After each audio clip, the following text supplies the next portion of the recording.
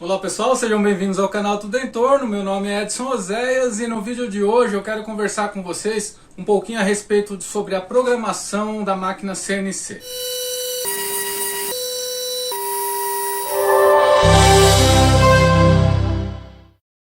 Muita gente me pergunta, pedindo para que eu ensine como programar o quarto eixo da máquina CNC. Que software que eu uso, como que eu faço para ele usinar as peças do jeito que eu usino. Porque ninguém encontra esse tipo de programação em outros canais do YouTube.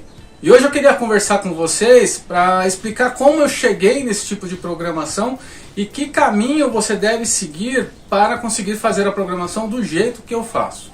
Como eu já expliquei para algumas pessoas, eu não utilizo um software para fazer a programação. A programação ela é escrita manualmente. Eu até utilizo o software Aspire, podia ser qualquer outro, mas ele me dá uns parâmetros gerais, né? Ele me dá um código G meio que bagunçado ali, né? Seguindo a lógica da própria máquina. Só que eu pego esse código G e reescrevo utilizando essas informações. É dessa forma que eu faço a programação do quarto eixo da CNC. Não aprendi isso em lugar nenhum, eu fui desenvolvendo aos poucos, pegando uma informação pingada aqui, a outra ali, e fui desenvolvendo. Realmente eu não vi isso em lugar nenhum no YouTube até agora. Eu vejo coisas até mais complexas, feitas com metal, em centros de usinagem de metal, os caras trabalhando com titânio, faz hélice, faz coisa orgânica, com 5, 6, 8 eixos numa máquina. Mas eu não sei como é feita essa programação deles. Realmente essa programação que eu faço aqui no quarto eixo da minha máquina foi desenvolvida por mim. E para quem não sabe, as máquinas CNCs, como a gente conhece hoje, já existem desde a década de 60. É o registro mais antigo que eu vi. Na época nem existiam os computadores ainda. As máquinas eram programadas utilizando fita perfurada. A programação era escrita à mão por um programador, eu imagino, e transcrita na máquina de escrever, numa espécie de máquina de escrever, passada para o operador da máquina CNC, que na época nem era CNC, né? Era máquina CN, porque CNC significa controle numérico computadorizado. E naquela época o que existia era apenas controle numérico. Então, era dessa forma que a máquina fazia as operações sequenciais. Então, muito antes de existir o computador, a programação já era feita da forma que eu faço hoje. Muitos programadores de centro de usinagem que trabalham com máquinas grandes e complexas não sabem o que é um software CAD, um software CAM. Eles realmente aprenderam o código ISO, que é o código que vocês conhecem por G-Code, né? ISO é uma padronização internacional. Todas as máquinas, né, CNC utilizam como base esse código G. Eu não sou especialista no assunto, como eu disse, eu aprendi tudo que eu sei através da internet, através do YouTube. Eu não fiz curso. Se eu estiver falando alguma bobagem aqui, se vocês quiserem dar alguns exemplos, fiquem à vontade e deixem um comentário. Toda contribuição aqui é bem-vinda, né? Os programadores que eu acompanho, que eu conheço, eles não utilizam um software CAM, eles não sentem necessidade de um software CAM. E tem outros programadores que só sabem trabalhar com o software CAM, não sabem escrever o código manualmente, né? Então, tem mercado para tudo nesse mundo. O que eu quero passar com esse vídeo aqui não é a programação em si, mas um começo para você do que é o código G, o que significa cada código, né? Porque o código G ele vai de 0 a 99, se eu não me engano. E além do código G, tem as operações, né, do código M e tem a letra T também. Então você precisa entender basicamente o que as operações do código G, as operações do código M e o que significa a letra T, que é de tool, né, de ferramenta em inglês. Basicamente é isso que você precisa entender para que a gente possa começar a conversar e eu te ensinar como fazer a programação, ok? Não adianta eu te mostrar o software, o Aspire e tal, o caminho não é por aí, o caminho é pelo outro caminho.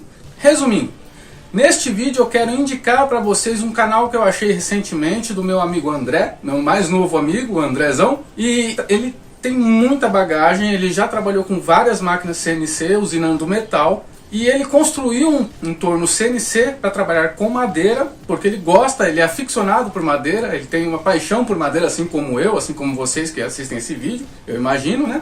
E ele tem muita bagagem, ele sabe programar a máquina sem utilizar o software CAN, né? Então ele construiu esse torno CNC com peça de sucata e tudo, uma máquina bem potente e com apenas 2 eixos, né? Que é o que é necessário para um torno CNC funcionar, ele só precisa de 2 eixos. No caso aqui eu trabalho com 4 eixos ao mesmo tempo, né? O que deixa a coisa um pouco mais complexa. Mas se você entender o princípio de funcionamento dos 2 eixos que o André trabalha e mostra no canal dele, já tem uma bagagem muito boa para você começar a controlar manualmente, né, ou escrever manualmente o código para controlar 4 eixos simultâneos, 4, 5, quantos você quiser. Galera, eu vou estar postando vídeo mostrando para vocês tudo relacionado a essas peças aqui, ó. Todas essas peças aqui, fora as outras que eu fazia também, né? Eu vou mostrar para vocês como que eu fazia as pegas delas, entendeu? Entendendo o princípio, o funcionamento do código G é o primeiro passo para você programar o 4º eixo simultâneo. Veja bem, tem um tipo de programação que trabalha com o 4º eixo numa máquina CNC, que tem uma função no Aspire. Eu conheço essa função e você consegue fazer diversas coisas, consegue fazer coisas complexas, esculturas, peças mecânicas, isca de pesca. Você consegue fazer muita coisa com essa função do Aspire. Wrapping, eu não sei se meu inglês está bom, mas tem uma função no Aspire, a partir do Aspire 10, se eu não me engano, que ele faz essa função, né? Você programa lá, ele já te dá o código prontinho para fazer escultura, fazer qualquer coisa com o 4º eixo. Eu já utilizei isso, eu fiz uma escultura do Thanos.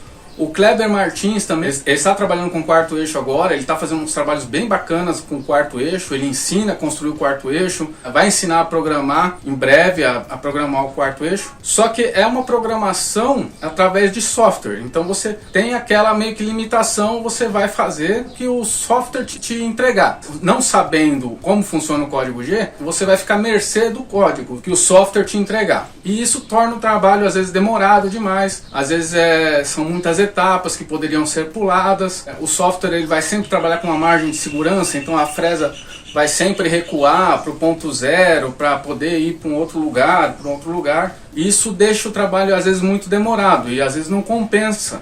O custo da peça acaba ficando elevado. A minha intenção trabalhando com o 4º eixo sempre foi a produtividade. Eu queria fazer peças repetidas e bem acabadas e que tivesse uma usinagem mais rápida. Eu via as usinagens sendo feitas utilizando esse método do wrapping, né, que é você basicamente, vou usar essa folha de calendário aqui de exemplo. O que é o método wrapping, né? Você programa lá a usinagem de um cilindro, ele vai fazer a escultura, vai fazer o que você quiser e depois o próprio software ele vai fazer isso aqui com o seu cilindro para poder fazer a usinagem como se o eixo que gira fosse o eixo X ou Y. Ele vai substituir um eixo pelo outro. Então ele vai entender que o desenho começa aqui e termina aqui. Começa aqui e termina aqui. E ele vai fazendo esse trabalho. E no final você vai ter uma peça em 3 dimensões, assim, cilíndrica, ou, enfim. Essa é a lógica da técnica do wrapping, né? Da forma como eu programo, eu consigo fazer peças simétricas de uma forma muito mais rápida. Se a peça não for simétrica, se ela tiver relevo, se ela for uma escultura, aí não tem jeito, aí você tem que trabalhar os detalhes da peça e isso é uma programação mais demorada e tem que ser intermediada por um software CAM mesmo. É uma peça mais complexa. No caso de peças simétricas, um exemplo de uma esfera, né, que se eu cortar no meio, as duas metades são iguais. Qualquer peça que seja assim, que tenha, se eu cortar no meio, eu vou ter duas metades iguais, qualquer peça simétrica, eu consigo fazer a programação da máquina para uma usinagem muito mais rápida. No caso de uma peça que nem essa aqui, que é seria uma ampulheta, né, que é um pedido de uma cliente. Se eu fosse fazer pelo método wrapping, ele ia ficar indo e voltando, indo e voltando, indo e voltando. E no jeito que eu faço, ela vai girando indefinidamente até o ciclo da usinagem terminar. Então, eu não sei se eu me expliquei direito, eu só queria dar uma satisfação para o pessoal que me pede para ensinar, né, pede para mim fazer um tutorial de como fazer essa programação. Eu não fiz ainda, não é por má vontade, é que eu estou querendo simplificar o processo e para isso eu preciso até de ajuda.